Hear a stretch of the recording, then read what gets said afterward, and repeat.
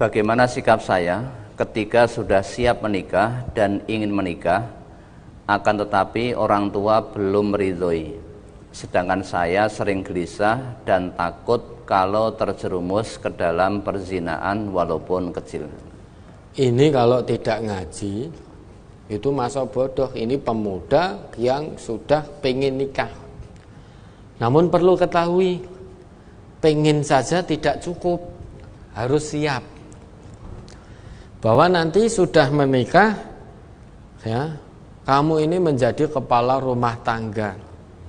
Mau tidak mau, ikhlas tidak ikhlas, harus siap menjadi kepala rumah tangga, memberikan pendidikan, pengajaran kepada keluarga saudara.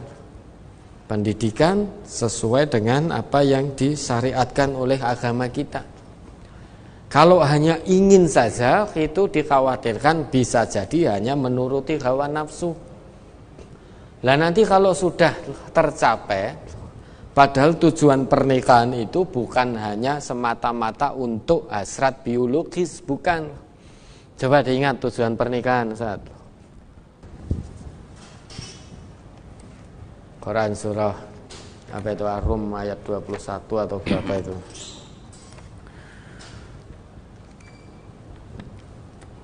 Surat Ar-Rum nomor surat 30 ayat 21. Wa min ayatihi an khalaqalakum min anfusikum azwajan litaskunu ilaiha wa ja'ala bainakum mawaddatan wa rahmah. Inna fi dzalika laayatil liqaumin yatafakkarun. Dan di antara tanda-tanda kekuasaannya ialah Dia menciptakan untukmu istri-istri dari jenismu sendiri, supaya kamu cenderung dan merasa tentram kepadanya, dan dijadikannya di antara kamu rasa kasih dan sayang. Sesungguhnya pada yang demikian itu benar-benar terdapat tanda-tanda bagi kaum yang berfikir. Mari ayat ini kita telaah lagi, kita pahami dengan nurani yang jernih betul. Bukan hanya khusus untuk calon manten. Manten sing wis kawak-kawak ini perlu merujuk lagi kepada ayat ini. Nah, sudah puluhan tahun membina rumah tangga, namun usrek wae rumah tangganya.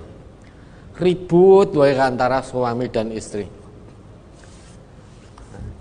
Biasanya memang ayat ini disitir ketika ada walimatul uras. Ya, disitir litaskunu ilaiha, bahwa Allah itu menjadikan pasangan-pasangan untukmu dari jenismu sendiri. Tujuannya apa? Litaskunu ilaiha, agar kamu merasa tentram. Wa ja'ala bainakum mawaddatan wa rahmah. Ya, semoga menjadi keluarga yang sakinah, mawaddah, warahmah. Oh, lisan kita fasih mengucapkan itu. Namun tanpa kita sadari atau kita sadari, ternyata kita ribut terus dalam keluarga. Suami istri, ya, seperti Tom dan Jerry itu. Seperti tikus dan kucing, nggak pernah rukun. Padahal sekarang itu, nggak, tikus dan kucing ada yang rukun loh sekarang ini. Bisa kita lihat itu, enggak, di sosial media, di YouTube itu ada tikus dengan kucing rukun. Yang dulu katanya anjing dengan kucing tukaran terus, sekarang banyak yang rukun, ada yang rukun dan bisa dirukunkan oleh manusia, oleh yang mempunyai anjing dan kucing bisa dirukunkan. Nah, kita ini yang sudah manten ini, maka yang sudah berumah tangga lama, mari kita perhatikan lagi tujuan pernikahan itu apa? Kita menikah itu tujuannya apa? Penyaluran hasrat biologis yang halal memang iya, namun itu bukan tujuan utama. Tujuan utamanya menurut ayat Allah di sini adalah litaskunu ilaiha, agar kalian merasa tentram, damai dengan adanya rumah tangga suami istri. Litaskunu, sakinah, ya. Sakinah itu as-sukun, sukun itu diam, diam itu tenang. Ora usrek wae, eyel-eyelan wae, saling fitnah, saling tuduh antara suami dan istri. Tidak pernah ada ketenangan. Karena syarat mendapatkan munculnya mawaddah, rasa cinta, maupun rahmah, rasa kasih sayang di antara suami istri, dan turunnya rahmat dari Allah dalam rumah tangga, hal pertama itu yang harus diusahakan adalah sakinah dulu, tentram, tenang satu dengan yang lain, suami dan istri. Kalau masih ribut terus, jangan harap muncul mawaddah, rasa cinta, jangan harap. Tangeh lamun, kalau ketemu udrek-udrekan, saling curiga, saling mengungkit masa lalunya, saling mengungkit kesalahannya, seakan-akan tidak pernah ada sedikit pun kebaikan dari pasangannya masing-masing. Ya, sehingga saling mengungkit terus. Kapan mau mendapatkan ketenangan? Nabi kita tatkala mendapatkan wahyu pertama kali, beliau bergetar gemetaran ketakutan karena belum pernah melihat wujud asli dari malaikat Jibril. Begitu melihat, ketakutan, ya, ketakutan, bergetar, gemetar, keringatnya itu sampai segerontol-gerontol. Pulang ke rumah, apa yang dilakukan oleh Ummul Mukminin Siti Khadijah pada waktu itu? Beliau mendekap Rasulullah, ya, mendekap Nabi Muhammad, menyelimuti Nabi Muhammad, ditenangkan Nabi Muhammad. Itu tujuan pernikahan. Jangan seperti kita. Nabi itu tidak seperti kita kehidupan rumah tangganya. Ya, beliau ketakutan seperti itu ditenangkan oleh istrinya. Maka hal yang sama kalau kita mengaku umatnya Nabi Muhammad, hal yang sama harus kita usahakan.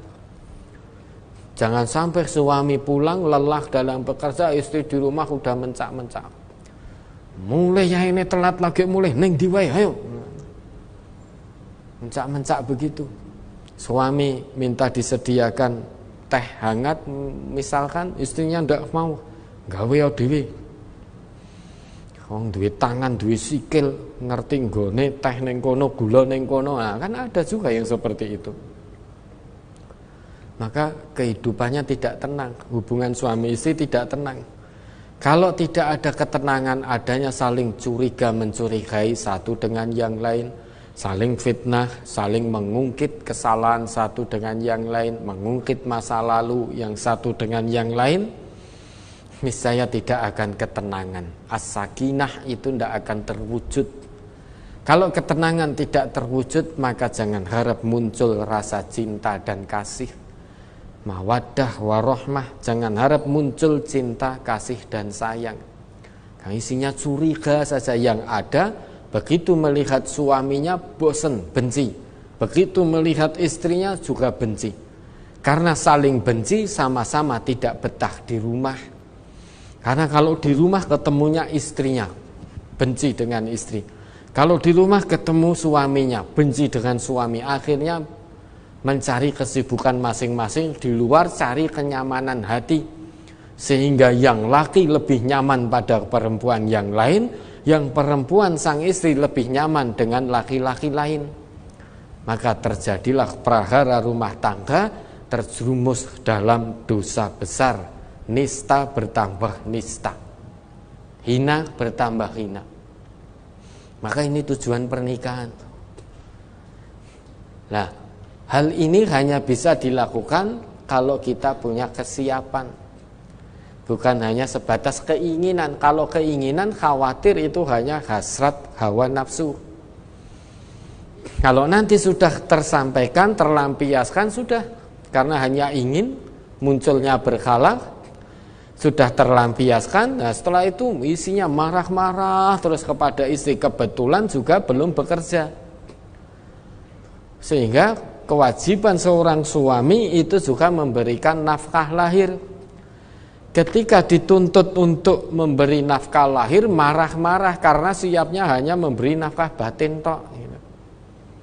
Maka mungkin saja orang tuamu belum mengizinkan, itu mungkin melihat kamu baru sebatas ingin, belum ada kesiapan ke arah sana. Bisa jadi orang tuamu mengkhawatirkan nanti kalau nikah yang dilakukan hanya mengejar kebutuhan biologis saja. Nah, sedangkan mungkin melihat saudara ini belum mampu untuk bisa bersabar, untuk menciptakan ketenangan dan lain sebagainya. Mungkin juga untuk memberi nafkah lahir juga belum ada kemampuan. Kalau sudah ingin, Nabi kita memberi solusi. Sudah ingin namun belum siap, Nabi kita memberi solusi.